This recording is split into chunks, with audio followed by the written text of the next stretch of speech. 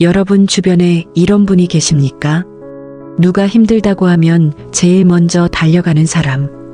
모임에서 항상 가장 많이 준비하고 가장 늦게 집에 가는 사람. 부탁을 받으면 거절하지 못하고 내 일처럼 해주는 사람. 아니면 바로 당신 자신이 그런 사람입니까? 그런데 이상합니다.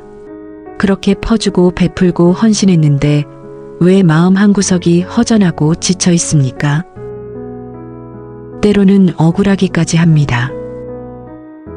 더 이상한 일도 있습니다. 진심으로 베풀었는데 오히려 이런 말을 듣습니다. 저 사람 다 계산 속이 있어.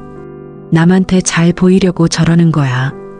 그 말을 들었을 때 얼마나 억울하셨습니까? 오늘 심리학과 성경을 통해 이 질문에 함께 답해 보겠습니다.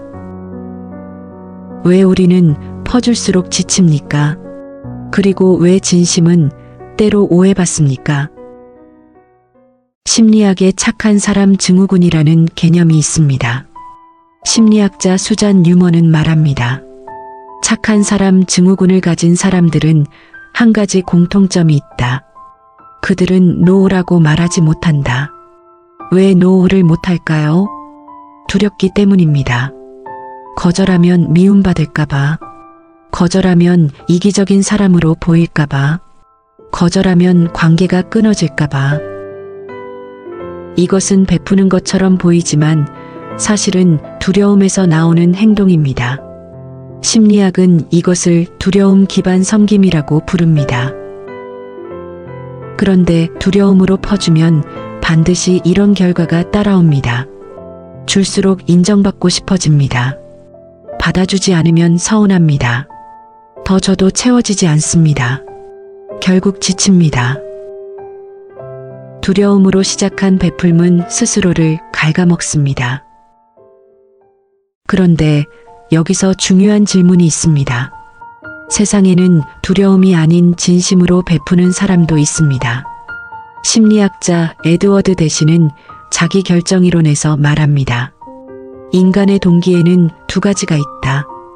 외부의 압력이나 두려움에서 나오는 외적 동기, 그리고 내면의 진심과 사랑에서 나오는 내적 동기.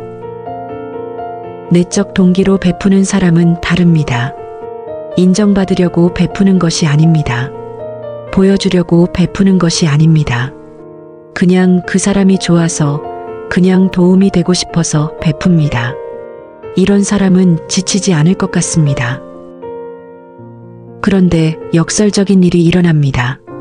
진심으로 베푸는 사람이 오히려 더 깊은 상처를 받습니다. 계산해서 베푸는 사람이라는 오해를 받습니다. 과시하려고 저런다는 말을 듣습니다. 왜 이런 일이 일어나는 걸까요? 심리학에 투사라는 개념이 있습니다. 투사란 자신의 감정이나 동기를 타인에게 덮어 씌우는 것입니다. 쉽게 말하면 이렇습니다. 두려움 때문에 베푸는 사람은 타인도 같은 이유로 베푼다고 생각합니다. 인정받으려고 베푸는 사람은 타인도 인정받으려고 베푼다고 생각합니다. 계산적으로 행동하는 사람은 타인의 진심도 계산으로 보입니다. 이제 이해가 되십니까? 진심으로 베푸는 당신을 오해하는 그 사람은 당신을 보는 것이 아닙니다. 자기 자신을 당신에게 투영하고 있는 것입니다. 그 말은 당신에 대한 이야기가 아니었습니다. 그 사람 자신에 대한 이야기였습니다. 그렇다면 이 사실을 알면 억울함이 사라질까요? 안타깝게도 심리학은 여기서 멈춥니다. 투사를 이해해도 오해받는 고통은 사라지지 않습니다. 억울함은 여전히 남습니다. 진심이 왜곡된 상처는 심리학이 치유하지 못합니다. 성경에서 가장 극적으로 오해받은 사람이 있습니다. 바로 요셉입니다. 요셉은 진심으로 형들을 사랑했습니다. 아버지의 심부름으로 형들을 찾아갔을 때도 그는 기쁜 마음으로 달려갔습니다. 그러나 형들은 그 진심을 아버지의 편애에 대한 과시로 보았습니다. 결국 요셉은 구덩이에 던져지고 노예로 팔렸습니다. 이집트에서도 그랬습니다. 보디발의 집에서 진심으로 섬겼습니다. 그러나 보디발의 아내는 그 진심을 이용해 거짓 모함을 했습니다. 요셉은 억울하게 감옥에 갇혔습니다. 감옥에서도 그랬습니다. 술 맡은 관원장에게 진심으로 도움을 주었습니다. 그러나 관원장은 요셉을 잊어버렸습니다. 진심으로 베풀었는데 노예가 되었습니다. 진심으로 섬겼는데 감옥에 갇혔습니다.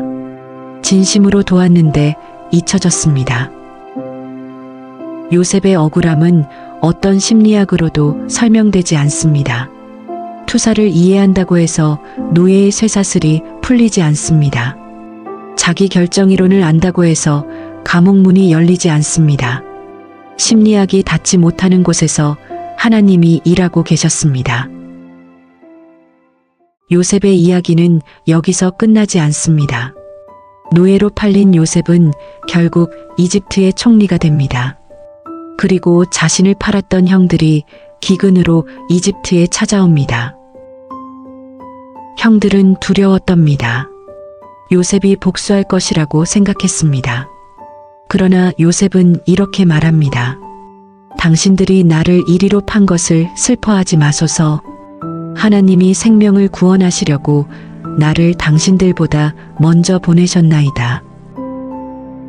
그리고 더 나아가 이렇게 선언합니다. 당신들은 나를 해하려 하였으나 하나님은 그것을 선으로 바꾸사. 하나님은 요셉의 진심을 보고 계셨습니다.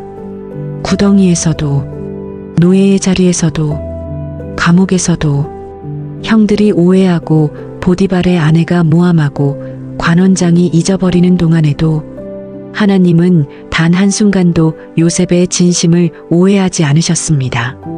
그리고 오해가 쌓인 그 모든 시간을 선으로 바꾸셨습니다. 오늘 두 종류의 사람 이야기를 했습니다. 두려움 때문에 퍼주다 지친 사람, 그리고 진심으로 베풀다 오해받은 사람. 두 사람 모두에게 오늘 이 말씀을 드리고 싶습니다. 두려움 때문에 퍼주다 지친 분께 당신의 가치는 당신이 얼마나 베푸느냐에 있지 않습니다. 두려움을 내려놓으십시오. 당신은 베풀지 않아도 충분히 사랑받는 존재입니다. 진심으로 베풀다 오해받은 분께 당신의 진심은 헛되지 않았습니다. 사람들이 오해했어도 하나님은 오해하지 않으셨습니다.